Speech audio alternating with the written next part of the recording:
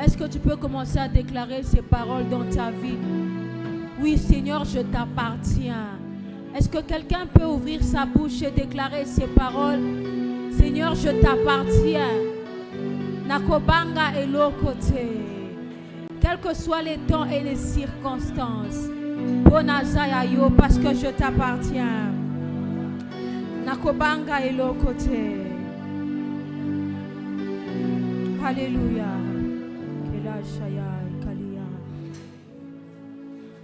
Père notre Dieu, nous te disons merci pour ces instants que tu nous as donnés dans ta présence. Seigneur, ce n'est pas une habitude, mais c'est un privilège et une grande responsabilité. Laisse que ton nom soit béni. Laisse que tu nous bénisses tous, un chacun de nous. Toute personne qui est en ces lieux, qui est venue pour toi. Seigneur, bénis toute personne en ces lieux. Bénis chaque famille qui est représentée en ces lieux. Et bénis ces moments, Seigneur. Que ce moment soit bénéfique pour moi. Que ce moment soit bénéfique pour mon frère et ma soeur. Saint-Esprit, prends le contrôle de tout. Communique-nous encore la pensée de Dieu. Aide-nous à saisir encore la pensée de Dieu. Pour la gloire de ton nom, Jésus. Au nom de Jésus, nous avons prié. Amen. Amen, amen. Amen. Je bénis le Seigneur pour ta présence. Et je dis merci à notre papa, lui qui a permis que nous puissions encore être là aujourd'hui devant vous. Comme je l'ai dit, ce n'est pas une habitude, mais c'est une grâce et c'est une grande responsabilité. Alors je dis sincèrement merci à papa, que le Seigneur vous bénisse. Ce matin, nous sommes dans le livre de Jérémie, le chapitre 1. Nous allons noter quelques chapitres, quelques versets que nous pourrons lire, compléter à la maison. Mais aujourd'hui, nous allons simplement lire Jérémie, tout le chapitre 1. Vous pouvez noter à côté Romains 8, 30. Vous pouvez noter Psaume 8, 3. Et vous pouvez aussi lire Exode 3, Exode 4. Je reprends Jérémie chapitre 1, Romains 8, 30, Psaume 8, 3, Exode 3, Exode 4.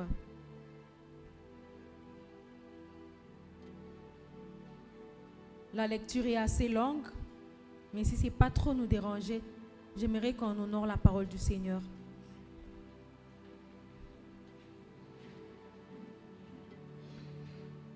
Nous allons lire Jérémie chapitre 1. Je préfère que nous commencions à partir du verset 4. Vous y êtes? Il y a quelqu'un qui a dit, est-ce que vous avez prêt? Ok, nous allons lire la parole du Seigneur. Je suis dans la version Semeur. L'Éternel m'adressa la parole en ces termes. Avant de t'avoir formé dans le sein de ta mère, je t'ai choisi. Et avant ta naissance, je t'ai consacré. Je t'ai établi prophète pour toutes les nations. Je répondis, hélas, Seigneur éternel, je ne sais pas m'exprimer, car je suis un adolescent. Louis II dit, je ne sais pas parler, car je suis un enfant. Mais l'Éternel me répondit, ne dis pas, je suis un adolescent. Tu iras trouver tous ceux auprès de qui je t'enverrai, et tu leur diras tout ce que je t'ordonnerai. N'aie pas peur de ces gens, car je suis avec toi pour te protéger. L'Éternel le déclare. Alors l'Éternel tendit la main et me toucha la bouche, et il me dit, tu vois, je mets mes paroles dans ta bouche. Sache que je te confie aujourd'hui une mission envers les nations et les royaumes, celle d'arracher et de renverser, de ruiner et de détruire, de construire et de planter. On peut s'arrêter par là. La lecture est tellement longue, vous pouvez continuer à la maison. Vous pouvez prendre vos places. Que Dieu soit loué.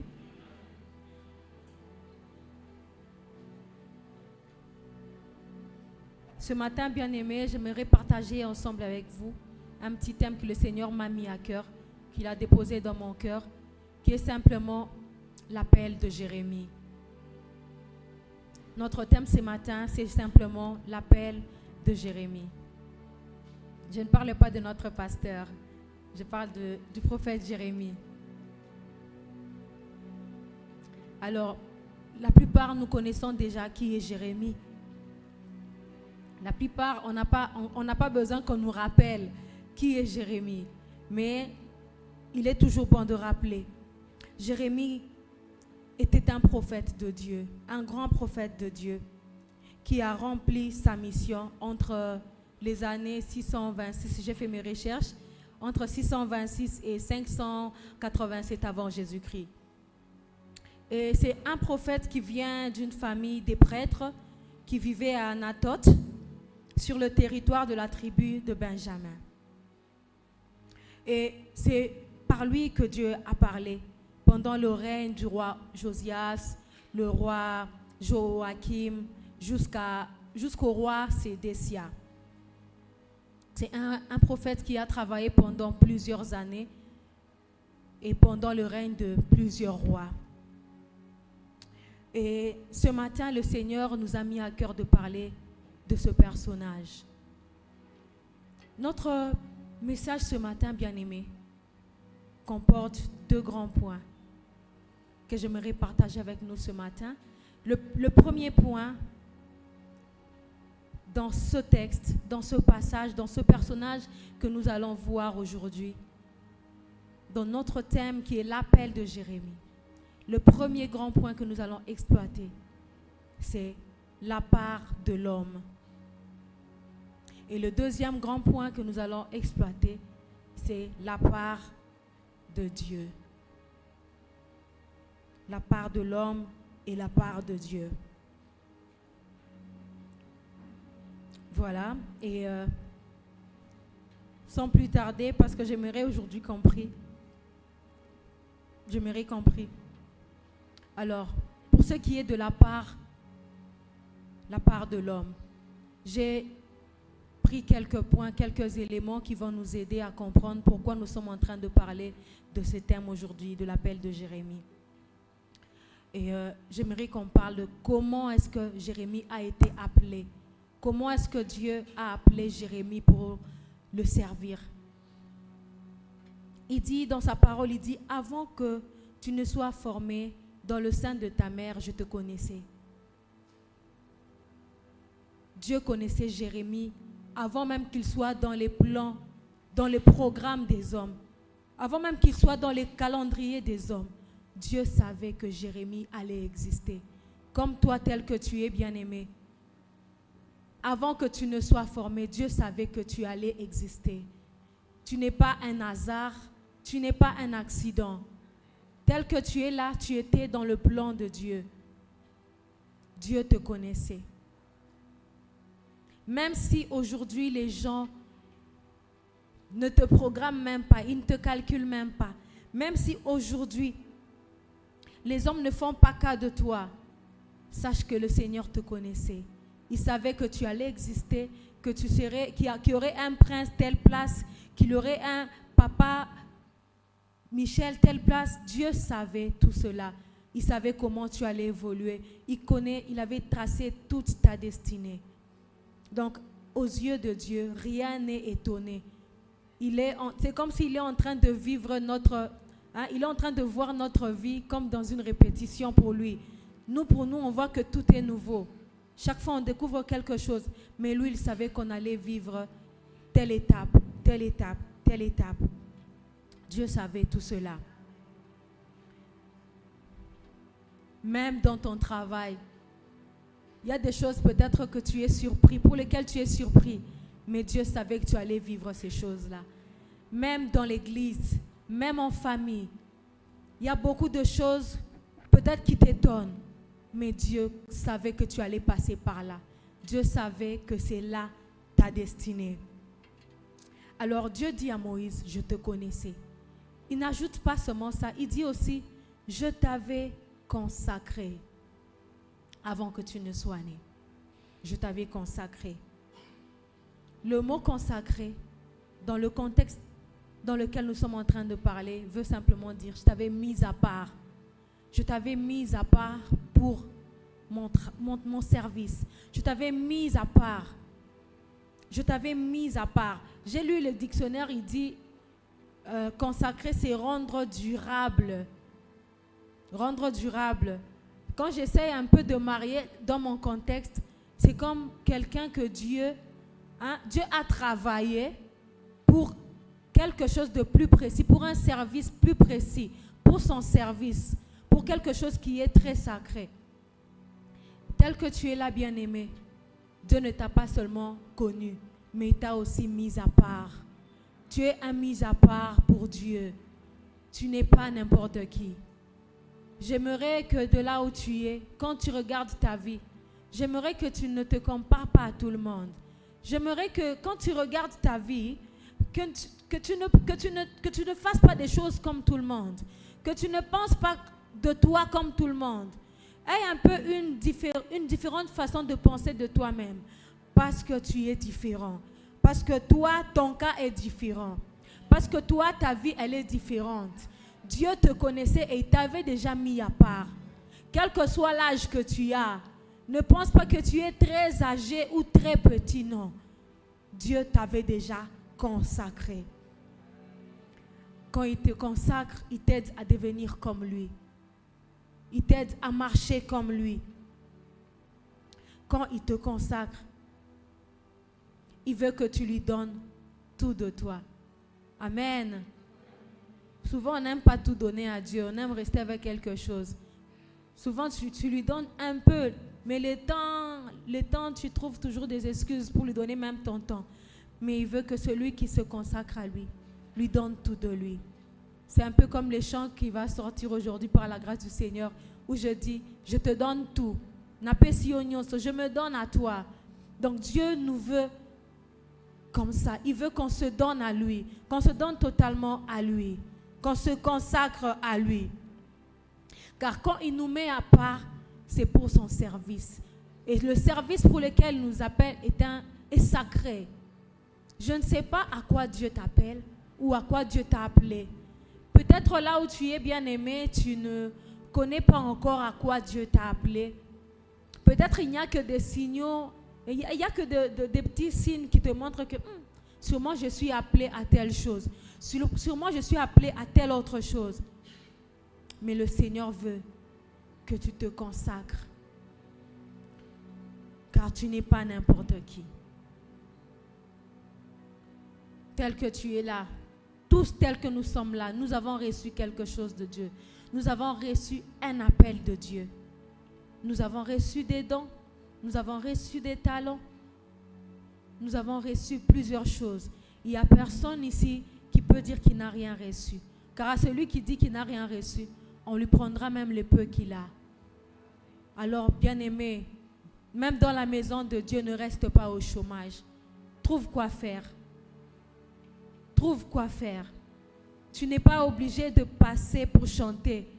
Tu n'es pas obligé de faire entrer les gens comme nos protocoles. Peut-être toi, Dieu t'a donné un cœur pour commencer à aider. Tu peux dire aujourd'hui, chaque mois, soutenir l'église. Tu sers aussi ton Dieu. Dieu t'appelle dans ce sens-là. Chacun, Dieu l'appelle d'une certaine manière. Au moins, Dieu a appelé tout le monde. Dans la maison de Dieu, personne ne reste chômeur. Amen. Même s'il y a des CV qui ont fait des mois et des mois, ça chôme. Mais dans la maison de Dieu, personne ne peut chômer. Amen. Tous nous sommes des serviteurs dans la maison de Dieu. Tous nous devons servir le Seigneur dans la maison de Dieu. Amen. Gloire au Seigneur. Alors tel que tu es là, bien-aimé, tu n'es pas n'importe qui. Tu as quelque chose que tu portes en toi. Voilà pourquoi je vais t'appeler, bien-aimé, à garder ce que tu as reçu de Dieu dans la prière et dans la sainteté. Ce qu'on a reçu de Dieu se garde dans la prière, se garde dans la sainteté. Si tu veux être efficace dans ce que Dieu t'a donné, dans l'appel que Dieu t'a donné, tu dois savoir garder cela dans la sainteté et dans la prière, dans une vie qui plaît au Seigneur. Amen. Alors, les gens qui ont reçu l'appel de Dieu, les gens qui ont reçu le mandat de Dieu, quelque chose de Dieu, ce sont des gens qui sont tombés mais qui ont appris à se relever. Dieu n'appelle pas les gens qui sont qualifiés, Dieu n'appelle pas les gens qui sont trop saints ou comment non, mais Dieu appelle les gens que lui-même il va qualifier. Peut-être tel que tu es là, tu te sous-estimes pour telle ou telle autre cause, mais laisse-moi te dire que Dieu est capable de te qualifier tel que tu es là, avec tes imperfections. Amen. Mais la grande question qui est là, qui suis-je? Qui es-tu? Qu'est-ce que tu as reçu comme appel? Qu'est-ce que Dieu a dit de toi que tu es? C'est le plus important. Si tu ne découvres pas cela, c'est compliqué de servir le Seigneur. Si tu ne découvres pas ton appel, c'est compliqué de faire ce que Dieu attend de toi. Amen. Le deuxième petit point, j'aimerais parler des obstacles qui nous empêchent, nous, d'accepter l'appel de Dieu. Oui, il y a des obstacles qui nous empêchent souvent d'accepter l'appel de Dieu. Dieu t'appelle à son service. Dieu t'appelle à le servir. Dieu t'appelle à faire quelque chose pour lui. Mais parfois, il y a des obstacles qui nous empêchent de répondre à l'appel de Dieu. Pour Jérémie, il a donné une raison que lui, il trouvait valable. Il dit, mais mon Dieu, je ne sais pas parler. Je ne suis qu'un enfant. Déjà, il s'est limité. C'est vrai, un enfant, il ne peut pas parler. Un enfant, il ne peut pas se tenir devant les grands pour commencer à parler. Un enfant est vraiment limité. Un enfant a beaucoup de faiblesses. Un enfant ne présente que ce qu'il manque. Un enfant ne présentera jamais ce qu'il a. Un enfant présente toujours ce qu'il manque. Je n'ai pas ceci. Je ne suis pas comme ça. Je manque ça. Je ne sais pas parler. Aujourd'hui, si on peut ramener ça à notre situation aujourd'hui actuelle, quelqu'un peut dire à Dieu, je n'ai pas étudié. Comment je vais te servir? Je n'ai pas étudié. D'autres peuvent même dire, je n'ai pas de beaux habits pour prêcher, pour parler, pour partir te servir, pour commencer à faire entrer avec les gens. Je n'ai qu'un seul pantalon, je n'ai qu'une seule chemise. Mais je connais des gens qui ont servi Dieu avec une seule chaussure, jusqu'à ce que Dieu les a bénis.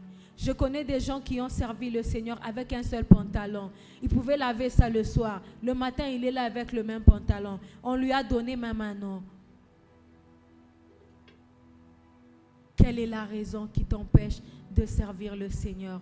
Aujourd'hui, la réalité que nous traversons dans la vie nous empêche d'accepter l'appel de Dieu.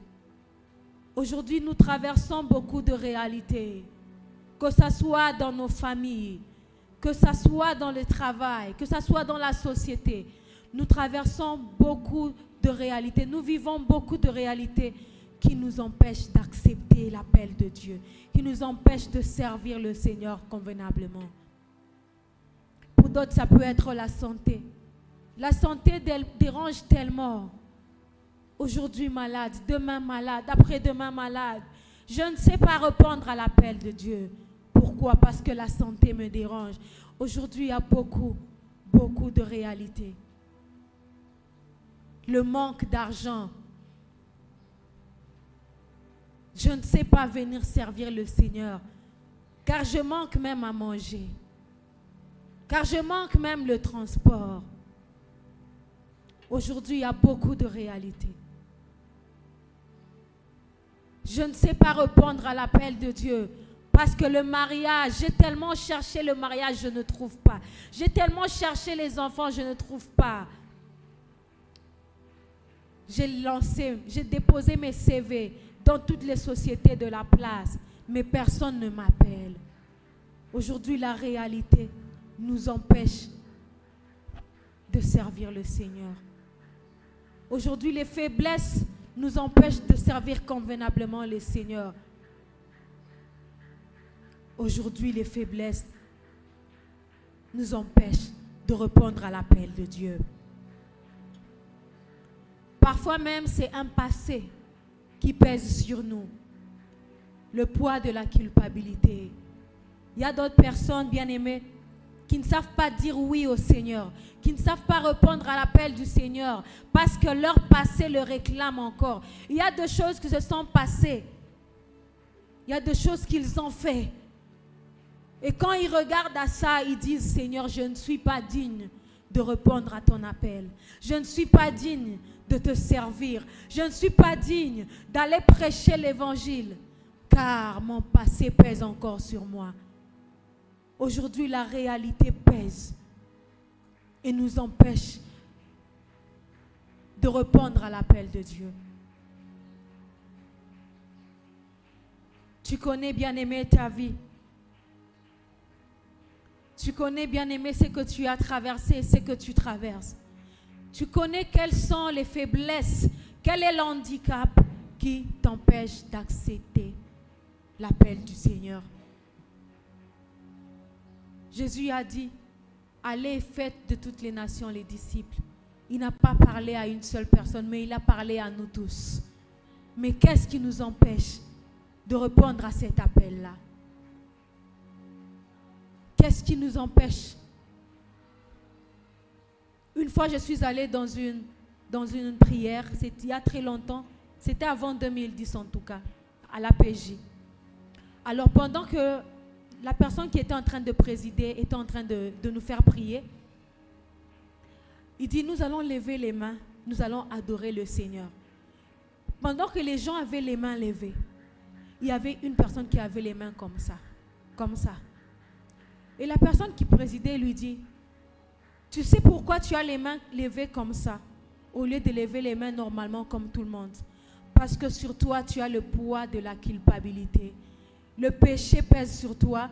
Tu te dis en toi-même que tu n'es pas digne de lever les mains vers le ciel. C'est pourquoi tu lèves comme ça, juste pour que les gens voient. Mais dans ton cœur, tu sais que tu n'es pas digne de lever les mains vers le ciel. La culpabilité, le poids de nos péchés. Mais ce matin, bien-aimé dans le Seigneur, Jésus n'est pas venu te condamner. Jésus n'est pas venu condamner quelqu'un.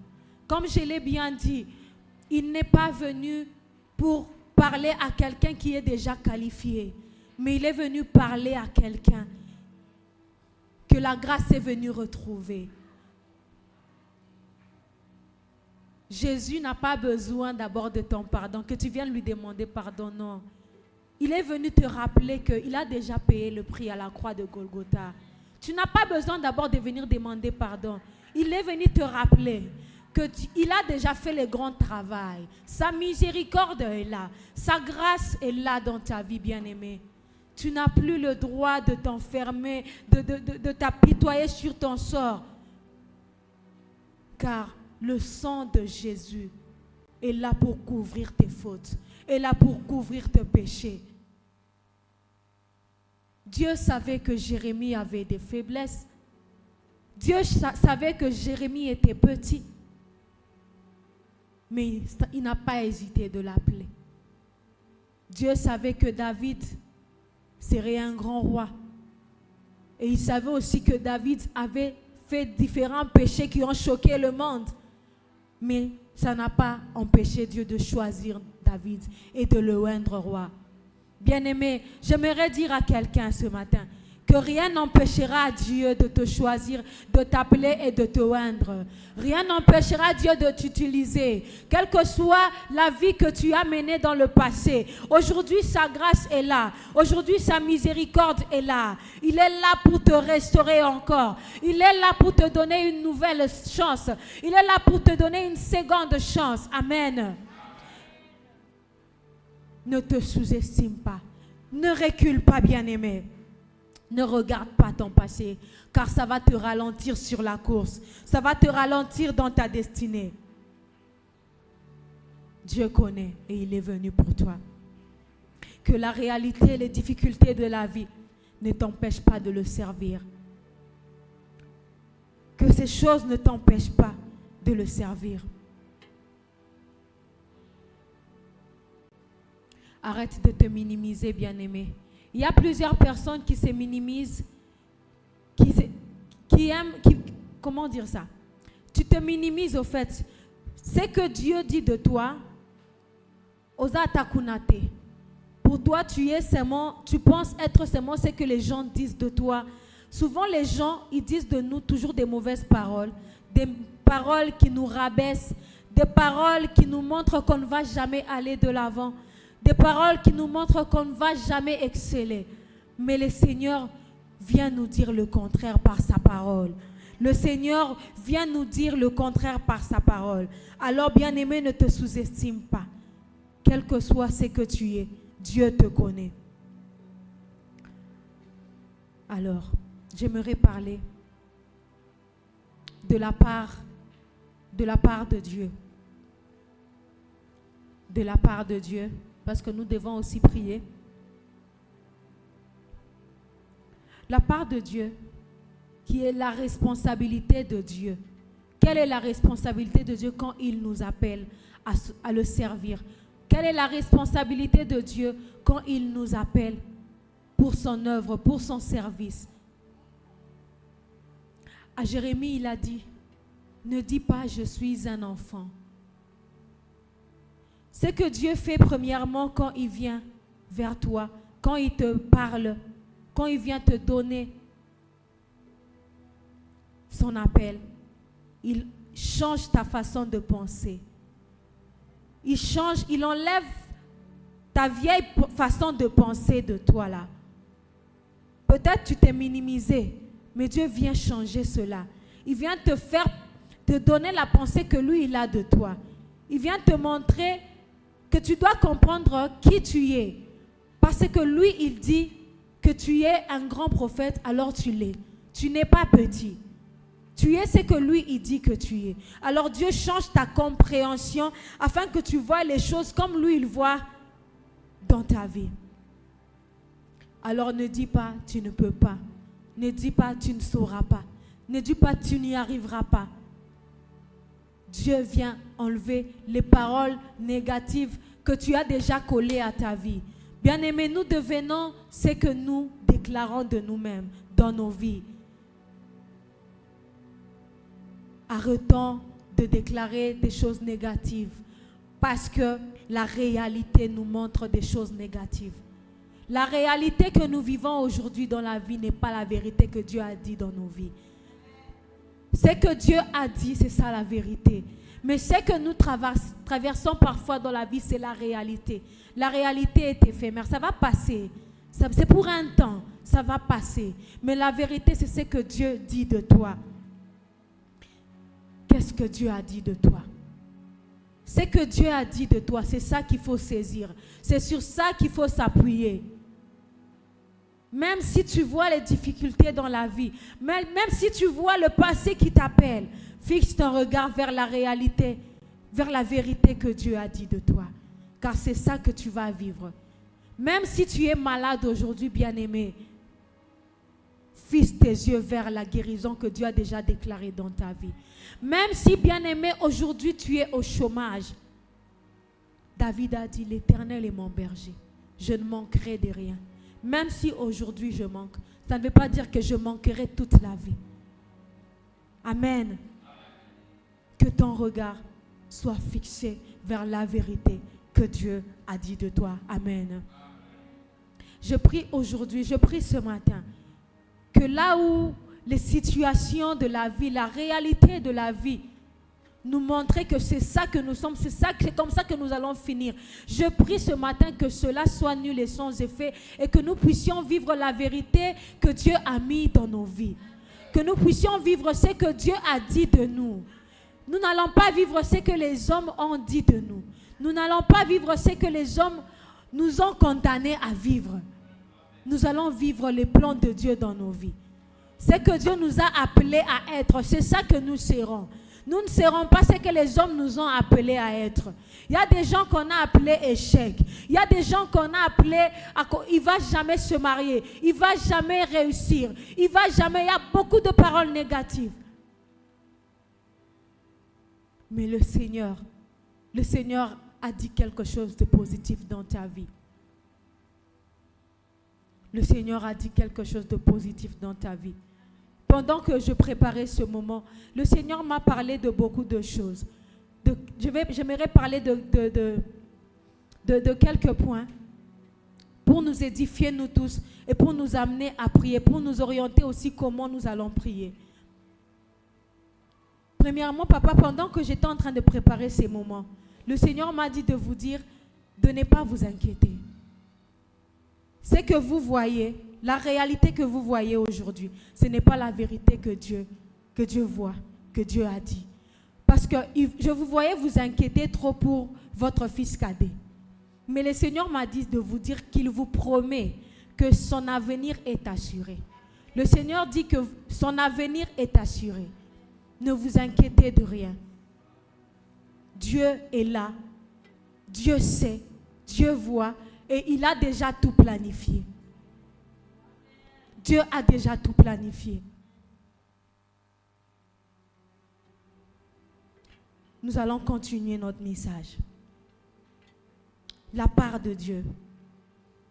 Après avoir changé ta façon de penser, qu'est-ce que Dieu fait? Il vient équiper. Dieu ne peut pas t'appeler et te laisser comme ça. Il a dit à Jérémie, Jérémie, ne dis pas tu es un enfant. Je vais mettre mes paroles dans ta bouche. Je vais mettre mes paroles dans ta bouche. Car quand tu iras parler, tu n'iras pas parler de toi-même. Ça ne viendra pas de toi-même. Ce que tu diras, ça viendra de moi. C'est moi qui mettrai mes paroles dans ta bouche. Quand Dieu t'appelle bien-aimé, tu n'iras pas bricoler. Il va t'équiper. Il va te donner le nécessaire.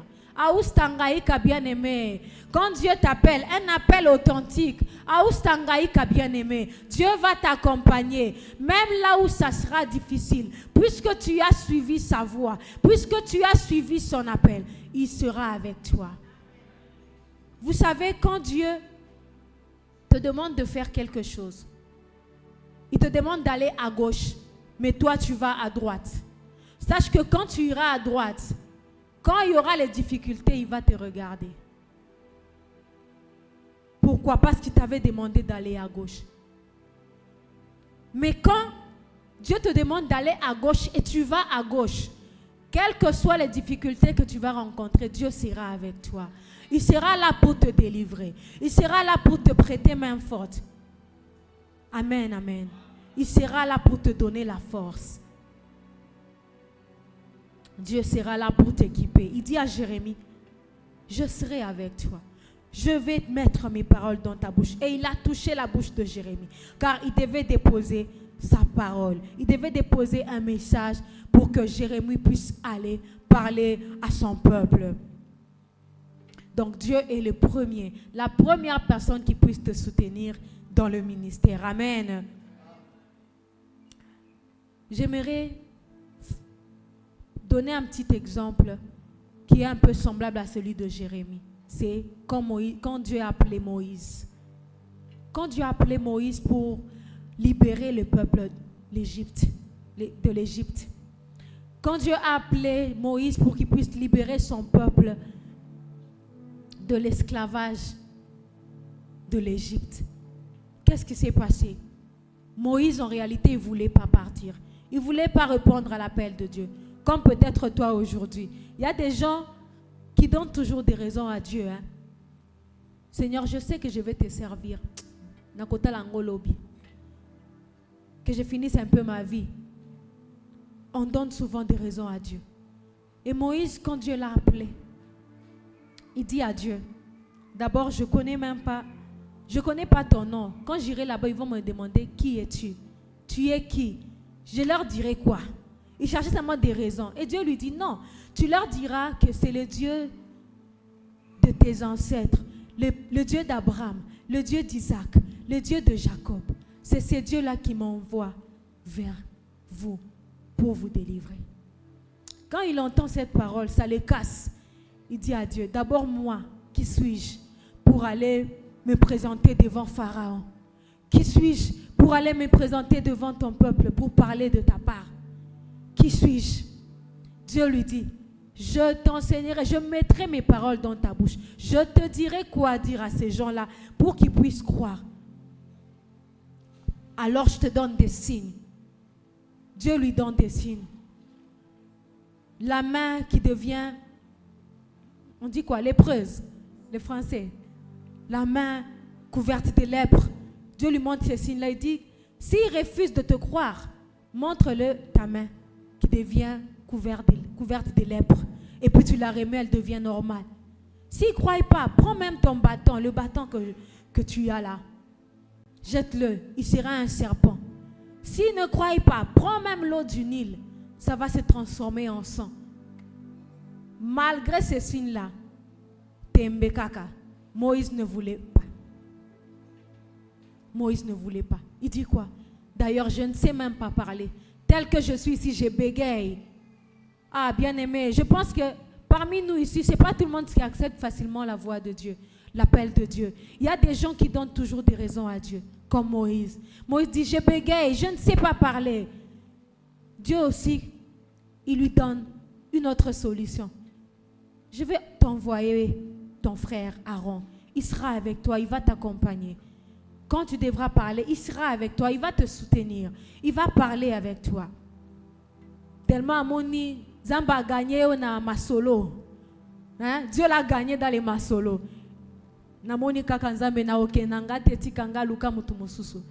Et Dieu se fâche.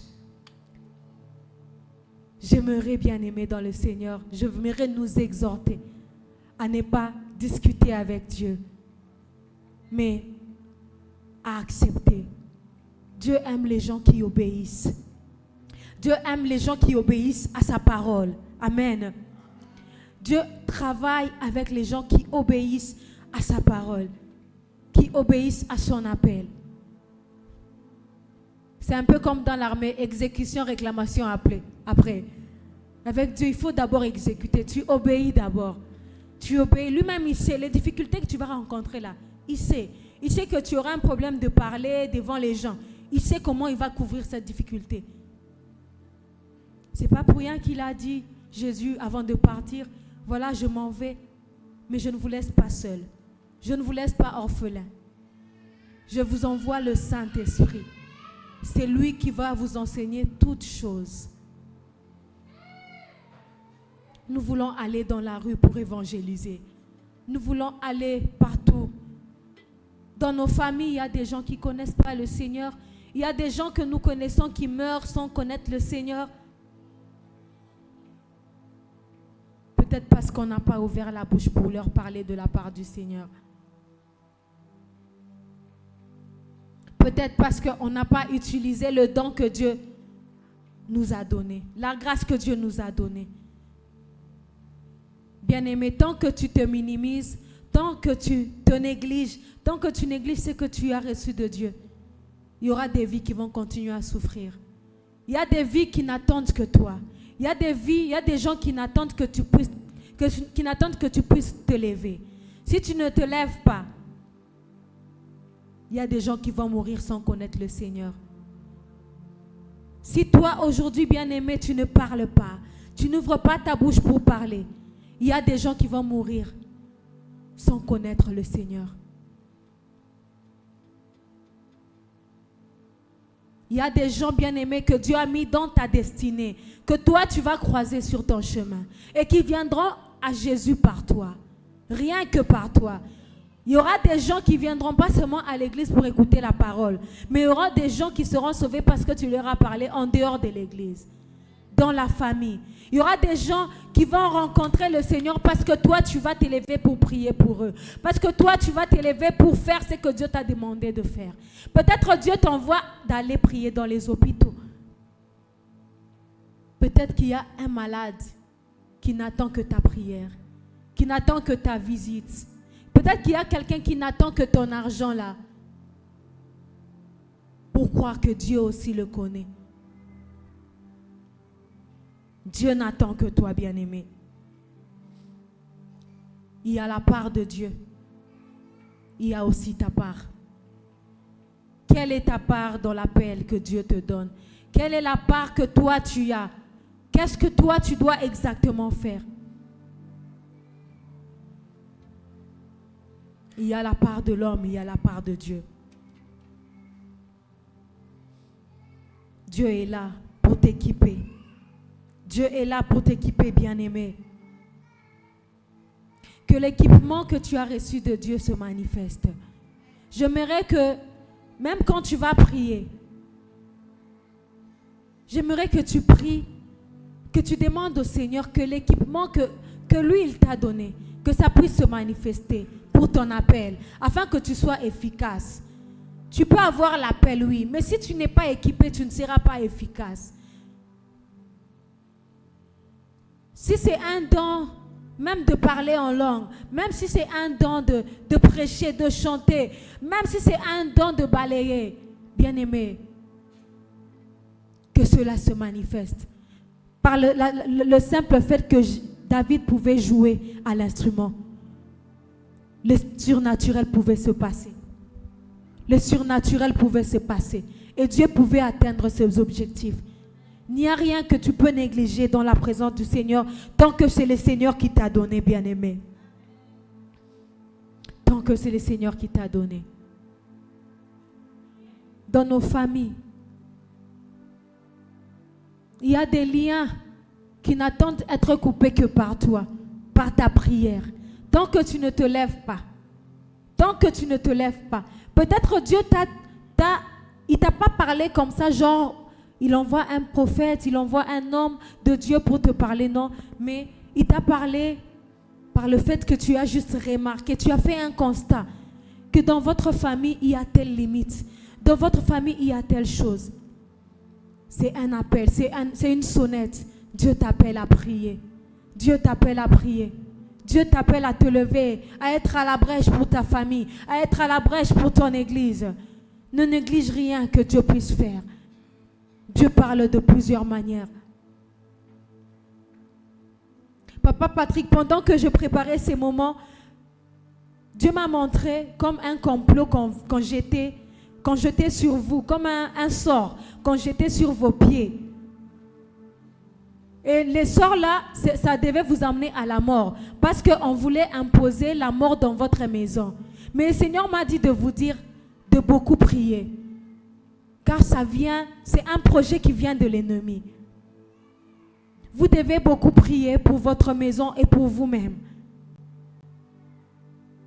Et je voyais dans l'église, on imposait La mort brusque dans l'église. La mort brusque dans l'église.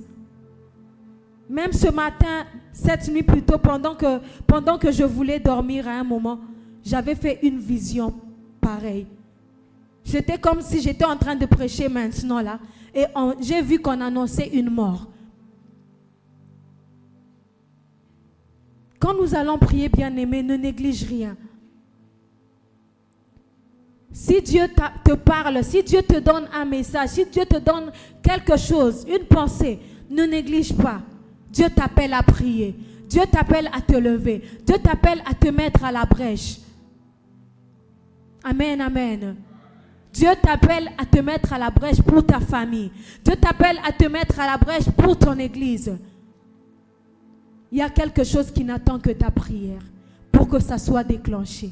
Il y a quelque chose qui doit se manifester dans ta vie. Pour ton travail, bien-aimé, lève-toi en prière. Peut-être tu as déposé plusieurs CV. Tu es fatigué, on ne t'appelle jamais. Mais j'aimerais que le Seigneur aujourd'hui puisse te faire grâce. Et que le travail que tu as tellement cherché puisse se manifester. Que tu puisses vivre cela. Que tu puisses vivre la main de Dieu. Mais que rien ne t'empêche de servir le Seigneur. Que ça ne soit pas le travail que tu manques. Que ça ne soit pas le mariage que tu manques. Que ça ne soit pas les enfants que tu manques. Que ça ne soit pas l'argent que tu manques. Que rien ne t'empêche de servir, de suivre l'appel du Seigneur. Que rien ne nous empêche, bien-aimés, de venir servir le Seigneur dans notre église. Nous avons reçu des talents. Nous avons reçu plusieurs grâces. Qu'est-ce que nous en faisons? Un jour, le Seigneur nous en demandera les comptes. Amen, amen. Amen, amen. J'aimerais que nous puissions nous lever.